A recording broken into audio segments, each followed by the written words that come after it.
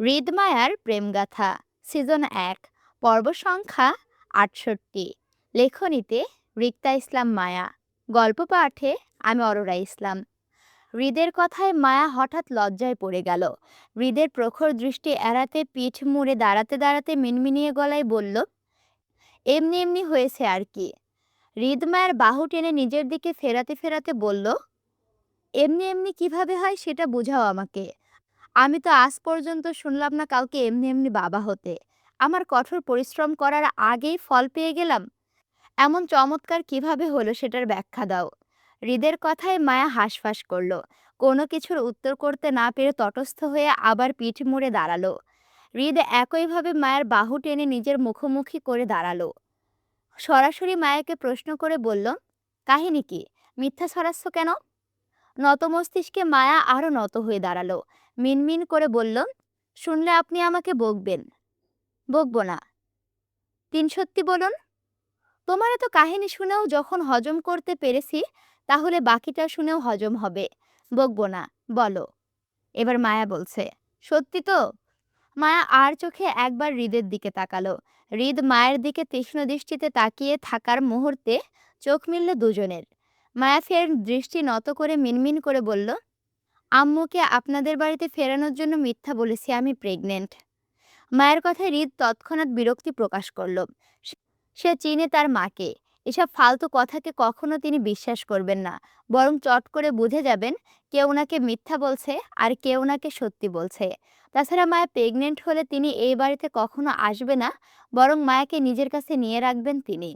হৃদের বোকা বউটার গিলুতে এই ছোট্ট কথাটুকু ঢুকলো না।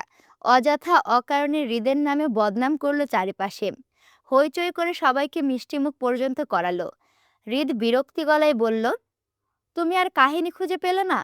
খুঁজে খুঁজে তোমাকে এই ফালতু মিথ্যাটাই রটাতে হলো? তোমার এসব কথাই তোমার চতুর্শ্বাশুড়ি ফিরবে বলে মনে হয়? তুমি কতটুকু চিনো সুফিয়া খানকে? তোমার ধারণা আছে ওনার সম্পর্কে? খবর নিয়ে দেখো। তুমি যাকে মিথ্যা শোনাচ্ছ সে তোমার নাড়ি ভুঁড়ি চেনা শেষ। তোমার এইসব মিথ্যা কখনো কাজে দিবে না রিত। তাছাড়া তুমি কেন? কেউ আম্মুকে ফিরাতে পারবে না যতক্ষণ না আম্মু নিজে থেকে খানবাড়িতে ফিরতে চায় ততক্ষণ।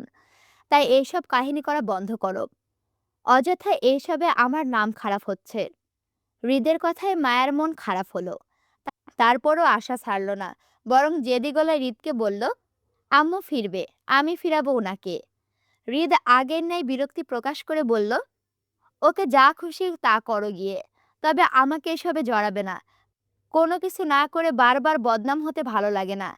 হৃদের কথায় মায়া একই সুরে বলল, ওকে আপনাকে টানবো না। তাহলে আপনি একটা বুদ্ধি দিন। হৃদ কাট কাট গলায় নাকচ করে বলল, আমি পারবো না। প্লিজ। নো। হৃদের না করাতে মায়া জেদি গলায় বলল, ঠিক আছে, আপনার বুদ্ধি দিতে হবে না। তবে আমিও বারবার টানবো আপনাকে। আমার যখন যা মনে হবে তাই করব, দেখবেন। মায়ের কথায় হৃদ ধমকে বলল, হৃদ। হৃদের ধমকে মায়াও তৎক্ষণাৎ উত্তর দিয়ে বলল, কি? ঝামেলা করবে না। ভালো লাগছে না এসব। হৃদের তপ্ত মেজাজে মায়া অনুনয় করে বলল, একটা বুদ্ধি দিন না প্লিজ। আমি সত্যি আম্মুকে এ বাড়িতে ফিরাতে চাই। প্লিজ হেল্প করুন। হৃদ কিছুক্ষণ চুপ থেকে মায়ের আকুতি ভরা মুখটার দিকে তাকালো। গম্ভীর মুখে নিঃশব্দে দীর্ঘশ্বাস ফেলে বলল, তাহলে আমাকে নয়, তোমার শ্বশুরকে ধরে টান দাও।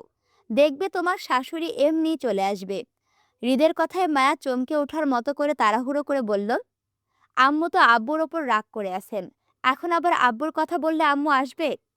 হৃদ মায়াকে কাছে টানতে টানতে বলল, যেখানে রাগ বেশি সেখানে ভালোবাসাও বেশি জমে। কান টানলে যেমন মাথা আসে, তেমনি শাশুড়িকে চাইলে শ্বশুরকে ধরে টান দাও, দেখবে কাজ হয়ে যাবে। হৃদের গভীর কথার মানে বুঝতে মায়ের বেশ সময় লাগলো।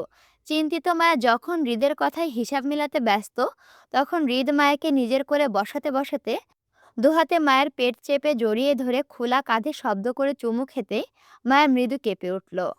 কম্পিত হাতে হৃদকে বাধা দিয়ে বলল, আমি অসুস্থ। হৃদ পরপর মায়ের একই জায়গায় শব্দ করে চুমু খেতে খেতে মোহাচ্ছন্ন গলায় বলল, ওকে।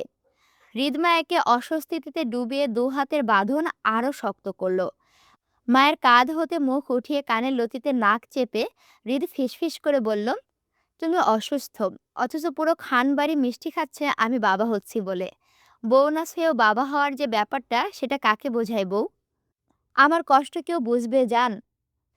হৃদের কথায় মায়ের মনে অপরাধবোধ জাগ্রত হলো। শাশুড়িকে ফিরাতে গিয়ে মায়ের নিজের স্বামীর মনে কষ্ট দিতে চায়নি। তাছাড়া ওদের বিয়ের অনেক দিন হলো, অনেক ঝড়ঝাপটাও গেল, দুজনের মনোমালিন্যতাও দূর হলো। এবার হয়তো ওদের দুজনের সামনের চিন্তা ভাবনা করা উচিত।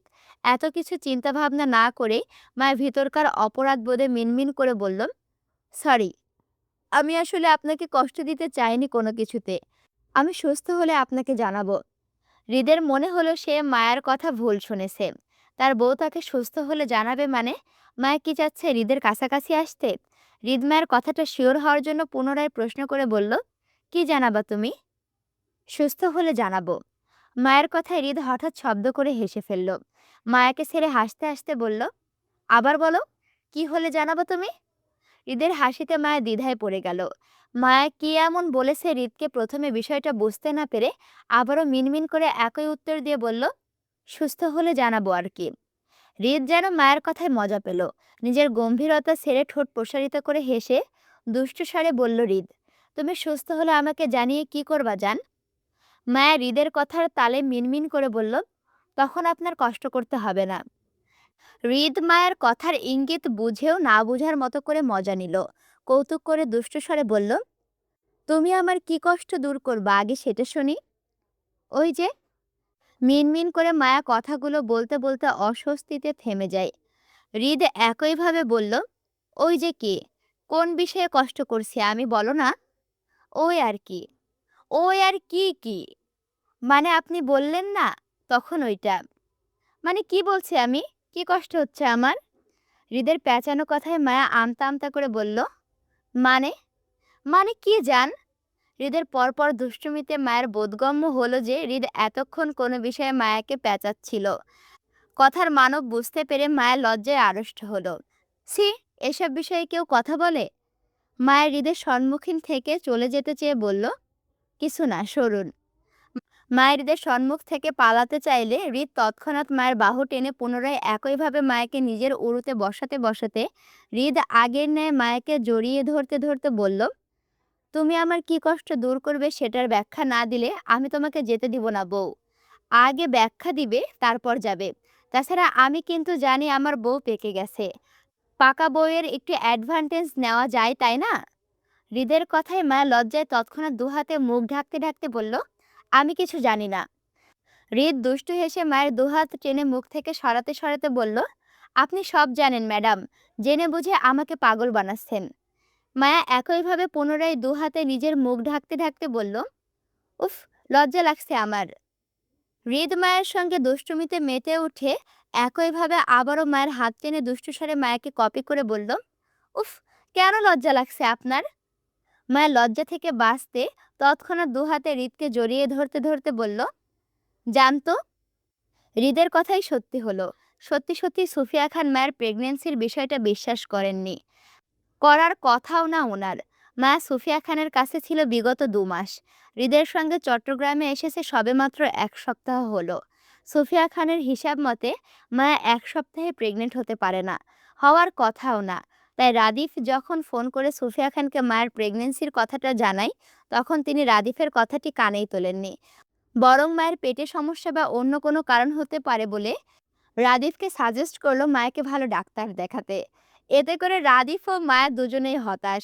এত ছলাকলা কষে তাদের প্ল্যান সাকসেস না হয় আবার ভাবতে বসলো নতুন প্ল্যানের সন্ধানে। নিহাল খানের নির্বাচনের কাজে রাদিফ ব্যস্ত থাকায় তার নতুন করে প্ল্যান বানাতে আরও খানিকটা সময় প্রয়োজন। কিন্তু অধৈর্যের মায়া যেন ধৈর্যে কুলালো না, বরং অস্থিরের ন্যায় ড্রয়িং রুমে বসে মাথা খাটালো কিভাবে কি করা যায়, কিভাবে সুফিয়া খানকে খানবাড়িতে ফেরানো যায় সেই চিন্তায় বিভোর। মায়া হঠাৎই ধ্যান ভাঙল নিহাল খানের উপস্থিতিতে। অসময়ে নিহাল খানের উপস্থিতিতে মায়া তৎক্ষণাৎ নিজের মাথার কাপড়টা টানল। দ্রুততায় উঠে দাঁড়াতে চাইলে নিহাল খান নরম গলায় মায়াকে বাধা দিয়ে বলল, আপনাকে উঠতে হবে না আম্মু, আপনি বসুন, রেস্ট নিন। আপনার এই সময় রেস্টের প্রয়োজন। মায়া বুঝলো নিহাল খান মায়াকে ওর মিথ্যা প্রেগনেন্সির ব্যাপারটা নিয়ে চলাফেরায় সতর্ক করছে। মায়ের মনে হঠাৎ তীব্র অপরাধবোধ জাগ্রত হলো। কাল রাদিফের কথা শুনে মায়া ওইভাবে সবাইকে মিথ্যা প্রেগনেন্সির কথাটা বলা ঠিক হয়নি। একটা বাচ্চা একটা পরিবারের ইমোশন হয়। মায়া ওইভাবে সবার ইমোশন নিয়ে মিথ্যা কথা বলাটা ঠিক হয়নি। মায়ের তীব্র অপরাধবোধের মাঝেই নিহাল খান মায়ের পাশে বসতে বসতে মায়ের মাথায় স্নেহময় হাত বুলিয়ে বলল, আজ অনেকটা বছর পর খানবাড়িতে সুসংবাদ পেলাম আম্মু, যেটা শুনে খুব মানসিক শান্তি পেলাম। আল্লাহ আপনার দীর্ঘ আয়ু করুক। নিহাল খানের কথায় মায়ের অপরাধবোধ তীব্র থেকে তীব্রতর হলো। নিহাল খানকে মিথ্যা প্রেগনেন্সির কথাটা জানাতে চেয়ে মায়া ভয় ভয় গলায় বলতে চাইল, আপনাকে একটা কথা বলি আব্বু। একটানা 10টা কথা বলুন আম্মু, আমার সমস্যা নেই, আমি ধৈর্য নিয়ে শুনবো। নিহাল খানের কথায় মায়া হাঁসফাঁস করলো। তীব্র অপরাধবোধে জড়তায় আমতা আমতা করে বলল, আসলে আমি আম্মুকে এই বাড়িতে ফিরাতে। মায়া অল্প কথাতেই থামে।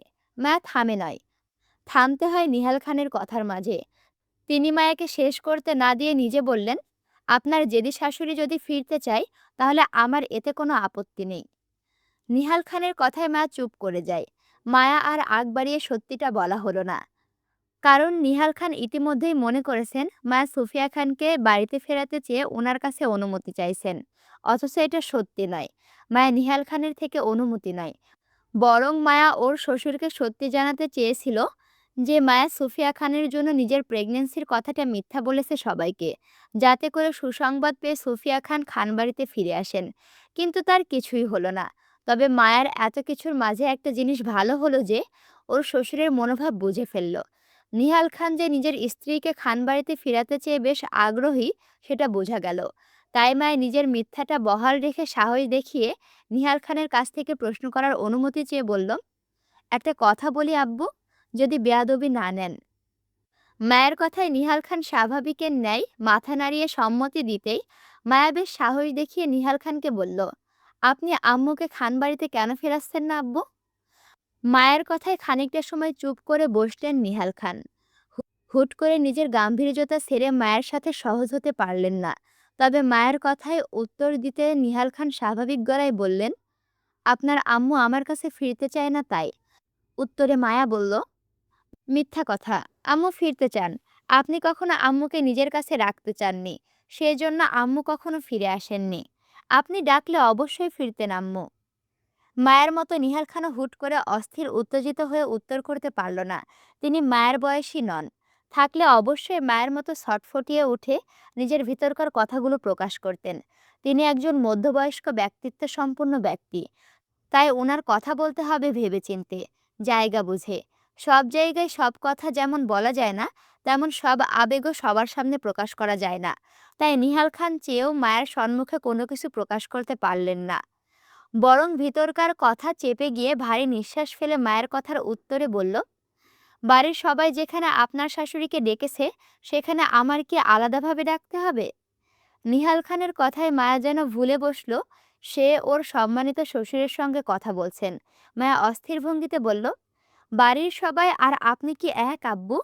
আম্মুর রাগ অভিমান আপনার সাথে থাকলে বাড়ির সবাই কেন আম্মুর অভিমান ভাঙাতে যাবে? যেখানে আপনার সামান্য কথায় আম্মু ফিরে আসতেন, সেখানে আপনি বছরের পর বছর আম্মুকে দূরে রেখেছেন কেন? আপনি চাইলেই বিষয়টা অল্পতেই শেষ করতে পারতেন। আম্মু মানুষটা রাগী জেদি হতে পারে, কিন্তু আম্মু নিজের পরিবারের প্রতি খুব সেনসিটিভ, সেটা আমার থেকে আপনিই ভালো জানেন। দূরে থেকেও আম্মু আপনার এই পরিবারের প্রতিটা মানুষের খেয়াল রাখেন। আপনার উচিত ছিল আরও আগে আম্মুর রাগ ভাঙানো। আপনি আম্মুকে অনেকটা বছর কষ্ট দিয়েছেন আব্বু। মায়ের অভিমানে ভরা কথায় নিহাল খান কেমন পাথরের ন্যায় শক্ত হয়ে বসলেন। মনে অনেক কথা জমে আছে ওনার, কিন্তু সব কথা সবার সামনে বলা যায় না। তাছাড়া মায়া উনার ছেলের বউ, মানে উনার মেয়ের বয়সী। বাবা হয়ে মেয়ের সাথে সব কথা বলা যায়? না, যায় না। নিহাল খান মায়াকে নিজের মনের খবরটা জানাতে পারলেন না। তবে তিনিও চান উনার স্ত্রী দীর্ঘদিনের মনোমালিন্য ভুলে উনার কাছে ফিরে আসুক। তিনি মায়াকে এই কয়েকদিন বেশ লক্ষ্য করেছেন। উনার স্ত্রী এই মেয়ের বেশ খেয়াল রাখেন। মায়াও শাশুড়ির হয়ে কথা বলে সবসময়। এই যে আজ শ্বশুরের দিকে পর্যন্ত আঙুল তুলেছে শাশুড়ির পক্ষ হয়ে, মূলত এজন্যই নিহাল খান বিগত দিন ধরে সুযোগের সন্ধানে ছিলেন কিভাবে মায়ের সঙ্গে সুফিয়ার ব্যাপারে কথা বলা যায় সেটা নিয়ে। মায়া উনার ছেলের বউ হওয়ায় তিনি নিজের ব্যক্তিত্বের বাইরে গিয়ে মায়ের সাথে সহজ হয়ে কথা বলতে পারছিলেন না সংকোচে। তবে আজ সব জড়তা মায়া কাটিয়ে নিল। তাই নিহাল খান মুক্ত মনে মায়াকে বলবেন ওনাকে অন্তত একটা সুযোগ দেওয়া হোক, ওনার নিজের দিকটা সুফিয়া খানের সম্মুখে প্রকাশ করার। নিহাল খান অনেকটা সময় নীরব থেকে ধীর গলায় মায়ের কথার উত্তরে বললেন, আমাকে একটা সুযোগ দিলে অবশ্যই আপনার শাশুড়ির মান অভিমান ভাঙানোর চেষ্টা করব আম্মু। নিহাল খানের সরাসরি কথায় মায়া যেন চমকে উঠল। না চাইতেও আশার আলো দেখতে পেল দু চোখে। খুশিতে মায়া উৎফুল্ল হয়ে বলল, সত্যি? মায়ের খুশিতে নিহাল খান সম্মতি দিয়ে বলল, জি। তাহলে আমি যা বলবো করবেন আব্বু? ইনশাল্লাহ। নিহাল খানের কথায় বেশ আশ্বস্ত হলো মায়া। সেদিনের মতো রাদিফের সঙ্গে আবারও যুক্তি করল কিভাবে কি করবে বাকিটা। অনুসন্ধানে মায়ের হঠাৎ হৃদের কথা মনে পড়ল। শ্বশুরকে ধরে টান দিলে শাশুড়ি অবশ্যই ফিরে আসবে চট্টগ্রামের মাটিতে। মায়া হৃদের কথা অনুযায়ী কাজ করল। যেহেতু হৃদ আর সুফিয়া খান একই চরিত্রের মানুষ, তাহলে তাদের কর্মকাণ্ডগুলো সেম হবে। হৃদ যেমন মায়ের বিপদে দিশেহারা হয়ে যায়, একইভাবে সুফিয়া খানও নিশ্চয়ই নিজের স্বামীর বিপদে দিশেহারা হবে। অন্তত এই বিষয়ে একটা পরীক্ষা করে দেখা দরকার মায়ের। যদি বিষয়টা সত্যি হয়, তাহলে নিশ্চয়ই সুফিয়া খান এবার নিজের রাগ ভুলে খানবাড়িতে পা রাখবেন। মায়া রাদিফকে নিয়ে নিহাল খানের মিথ্যা হার্ট অ্যাটাকের লম্বা চওড়া একটা জটিল রিপোর্ট বানালো। এর মাঝে একদিন নিহাল খান এর মাঝে একদিন নিহাল খান দলের নেতাকর্মীদের সঙ্গে আলোচনা সবার মাঝে হুট করে জ্ঞান হারিয়ে পড়ে যেতেই চারিপাশে হইচই পড়ে গেল। মন্ত্রী নিহাল খান বেহুশ হয়ে যাওয়াতে হৃদ সেখানেই ছিল। তৎক্ষণাৎ বাবাকে গাড়ি করে হসপিটালে নিয়ে যেতে যেতে দলের সকলে ভিড় জমালো হসপিটালে। রাদিফ নিহাল খানের সামান্য অসুস্থতাকে কাজে লাগিয়ে সুফিয়া খানের কাছে মিথ্যা রিপোর্ট পাঠালো, হার্ট ব্লকের মতো জটিল বিষয়টা দেখিয়ে। দিশেহারা সুফিয়া খান হৃদকে শত কল করেও পেল না, কারণ হৃদের ফোনটা তখন রাদিফের হাতে ছিল। মূলত রাদিফ ইচ্ছাকৃতভাবে হৃদের ব্যস্ততায় ওর ফোনটা নিজের কাছে রেখে দিয়েছিল, যাতে সুফিয়া খান হৃদকে কল করে না পায়। হৃদের সর্বদা সত্যি কথা বলার ব্যামো আছে, কখনো কোনো কিছুতে মিথ্যা হৃদকে দিয়ে বলানো যায় না বলেই রাজীব ভিড়ের মাঝে হৃদের ফোনটা নিজের কাছে রাখলো। যে কোনো সময় সুফিয়া খান নিহাল খানের অসুস্থতা সম্পর্কে হৃদের থেকে জানতে চেয়ে কল করবে। তখন যদি হৃদ সত্যিটা সুফিয়া খানকে বলে দেয়, তাহলে আবার মায়েদের প্ল্যান বিফলে যাবে। তাই রাদিফ নিজের করা প্ল্যানকে নিয়ে কোনো রকম রিস্ক নিল না, বরং ক্রমাগত নিজের মায়ের কাছে নিহাল খানের জটিলতার বিষয়টি তুলে ধরল। অথচ নিহাল খানের তেমন কোনো জটিলতার রোগী নেই। অঘুম অনিয়মিত খাওয়া দাওয়া থেকে দুর্বলতায় বেহুশ হয়ে গিয়েছিলেন নিহাল খান। ঘণ্টা দুয়েক হসপিটালে রেস্ট নিলে বাসায় ফিরে যেতে পারবেন তিনি। কিন্তু রাদিফ নিজের বাবার সামান্য অসুস্থতাকে একের সঙ্গে এক মিলিয়ে দুই করে সুফিয়া খানের সামনে প্রকাশ করল, যাতে তিনি নিহাল খানের অসুস্থতার খবর পেয়ে ছুটে চলে আসেন চট্টগ্রামে। হলোও তাই। সুফিয়া খান হৃদকে কল করে না পেয়ে আয়নকে কল মিলালো। আয়ন নিহাল খানের জটিলতার খবর পেয়ে সেও তৎক্ষণাৎ জুইকে নিয়ে রওনা হলো চট্টগ্রামের উদ্দেশ্যে। আয়নদের বেরিয়ে যাওয়ার ঘণ্টা খানিকের মাঝে সুফিয়া খানের হেলিকপ্টার উড়ল আকাশে। সেবার হৃদের অ্যাক্সিডেন্টের খবর পেয়ে তিনি ছুটে গিয়েছিলেন হসপিটালে। আজ স্বামীর অসুস্থতার খবর পেয়ে ছুটে যাচ্ছেন খানবাড়িতে।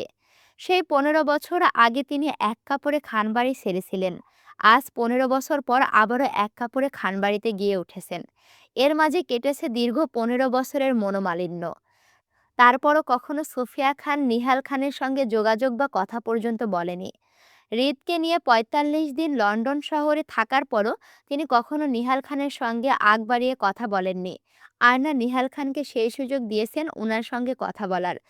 অথচ আজ মায়ার অতিরিক্ত কান্নাকাটি আর রাদিফের বাড়াবাড়ি রকমের রিপোর্টে এক মুহূর্তের জন্য শক্তপোক্ত সুফিয়া খানা ভয়ে থমকে যায়। দীর্ঘদিনের মনোমালিন্য ভুলে অবশেষে সেই অপ্রিয় মানুষটার টানে ফিরতে হয় চট্টগ্রামের মাটিতে। হ্যাঁ, তোমরাও আমার টানে ফিরে আসো আমার চ্যানেলে, বুঝছো? আসসালামু আলাইকুম রাহমাতুল্লাহ। কেমন আছো তোমরা সবাই?